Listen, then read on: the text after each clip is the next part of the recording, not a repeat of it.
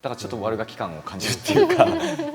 これをね軍事に使ってないところがいいんですよ。そうですよね。そういうことなんですよね。テクノロジーの可能性も引き出せるし、やっぱ人間の可能性も引き出せると思うので、踊ってほしいですもん。なんかやりましょうよ。なんかパーティクルズの前とかで一緒に転がろうかな。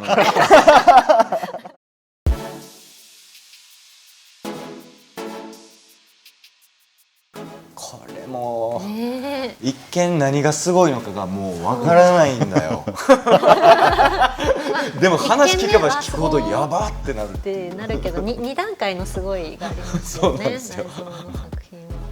これとかでも動機はめちゃくちゃシンプルで、2011年に最初作った時はその空中に3次元でなんか絵というか像をなんか作れないかっていうのでやり始めたやつですね。でその結果光るボールを転がして、その転がるボールの光るタイミングをこう制御できれば、どっかに来た時に光るとかがコントロールできれば、なんか像を作れるんじゃないかっていうすごくシンプルな。でそれをだから一見見てると弾が明滅してるっていう風に見えるんですけど、実際これプロジェクションを投射してるんですよね。そうボールの位置を、さっきの話で言うとトラッキングして、でちょっと先読みしてレーザーを打って当ててるっていうピンポイントでたまに感じ。ひえーってなるっていう。しかもレーザーと投影してるものの距離がちょっとあるから、ちょっとずれるだけでもこうね、プロジェクター1ミリずれただけでもグワッてずれますよね。この距離だとすごい大変な、技術的にもだしアナログの設置も大変そうっていう。あとこれサウンドデザインライトさんがこれ僕がやったんですけど、それのコンセプトみたいなのはどういうふうにつけて？これはもう本当にボールの位置とその光の情報をもうダイレクトに音に変換してっていう感じ。スピーカー自体は6チャンネルあって、だから右の方にボールがあって光ったら、もちろん右から聞こえるし、であと上下も作ってるので、上から下になんかボールが転がっていくとどんどん音も目つぶって聞くと分かるんですけど、音像が光の像と完全に一致するような作り方をしたことになっていたんだ感じですね。だから結構生々しい音が、なんか音楽っていうよりも本当にその光と合わせてなってると思うんですけど、これはもう本当にボールの位置とそのレーザーの情報から生成してるので、なんか作ってみたらこういう感じになるんだと思って、最初にやっぱそのシンセサイザーのシンセのプログラムを書いて、実際にデータを受けてみて音を聞いて、こういう感じになったんだ。なるほどなるほど。そうか。で僕はなんかそういうサウンドデザイン、もちろんちょっと聞きやすくリバーブみたいなのかけたりとかも少ししてますけど、基本はなんか光のパターンをもうどれだけ忠実に音に変換できるかっていうのをやったので、だからその後光のパターンとかまたいじると音も変わるっていう感じで、7個ぐらいのシーンに分けて作ってるんですけど、だからイメージとしてはもう視覚的にこうやって入ってくる情報と聴覚的な情報っていうものが基本的に全部同期してるっていう感覚、完全に同期してますね。目の見えない方にちょっと見に来ていただいた時もやっぱりその目の前にそういう音像がなんか見えるというか、なんか面白い像があるっていうのを見てくださって、なんかそこは嬉しかったなっていう。さっきのマルチプレックスもそうですけど、その一見ランダムに動いてるように見えるというか、すごくオーガニックになんかが動いてるように、それに反応してなんかその光がとか音がとかっていうようになってるけど、でもそれに対してすごくこう精密な技術を持ち込んでいくみたいなことが、やっぱ特徴的だなと思うというか、いわゆるこうとても制御されたある種のそのロボティックなというか機械的な存在としてのテクノロジーじゃなくて、もっとこう流動的に有機的にその存在させていくっていうことをやっぱすごくイメージされてるなといつも思うんですけど、なんかその辺のなんていうんですかね、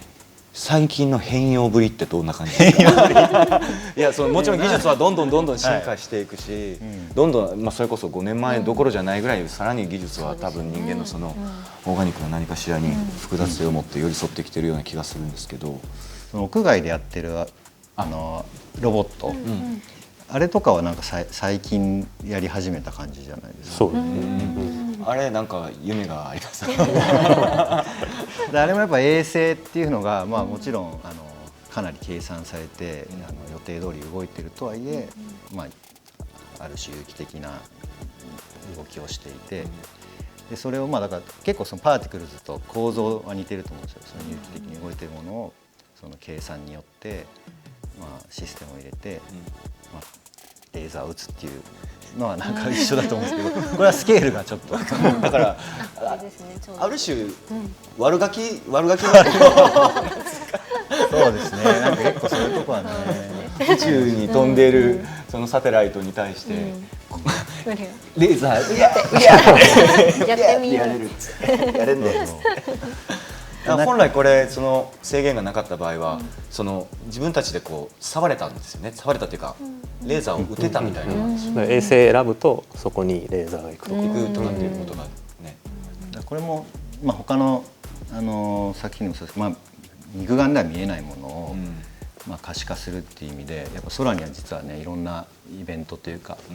ことが起きてるけどやっぱ肉眼ではまあ見えなくて、やっぱりそういうのを見ようとするとなんかこうやって見上げてみるっていうよりはなんかちょっと俯瞰した衛星が地球があって衛星が回ってるみたいなのを見る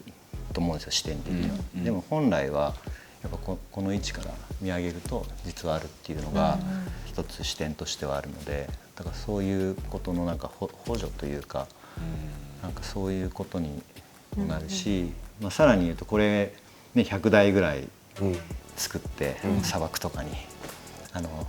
ばらまいたらこれね太陽パネルでずっと動き続けるので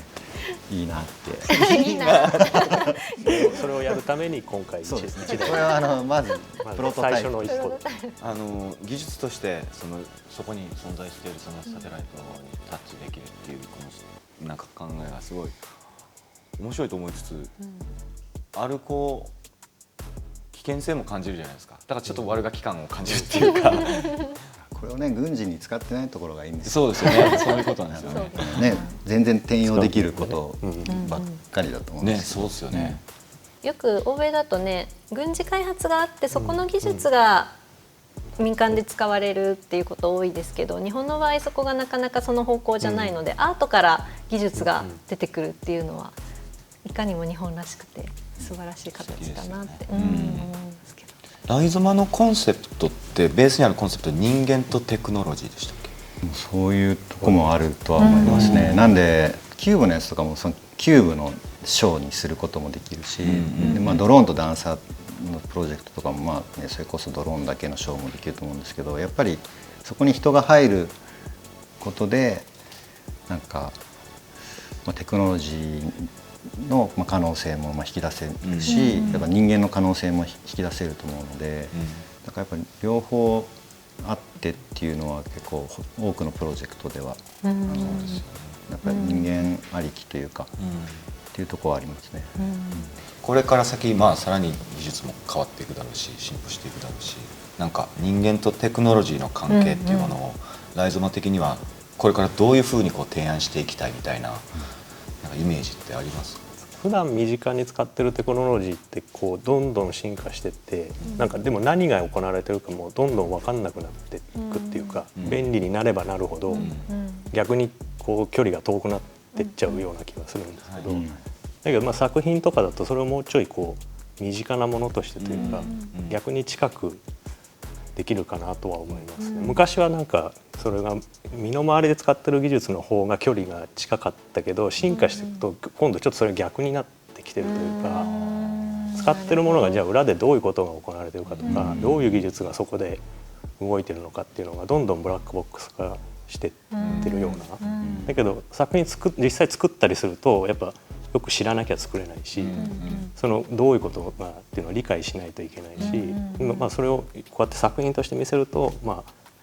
ちょっとこう理解の仕方が変わるかなっていう。だから今ある技術テクノロジーというものと人間存在のそのなんていうか距離感とか立ち位置をしっかりこう見せていくというか、そうですね。もうちょっと身近にやっぱ感じてもらえるのかなと。実際作品の、ね、中に入っていって体感したりっていうのも多いですよね。確かにこの個展を見た時に、まあもちろんほぼほぼ人間存在がいないじゃないですか、そのさっきのマルティプレックスも映像の中には11プレイの皆さんいるけど、やっぱその場にはいないっていう、なんかそういう作品をずっと見ていくと逆説的にすごいこう人間の存在をものすごくこうなんか見てしまうっていうか感じてしまうっていうこう体験がなんか自分の中に起こった気がして、まさしく今石橋さんが言ってたことなんだなと感じますね。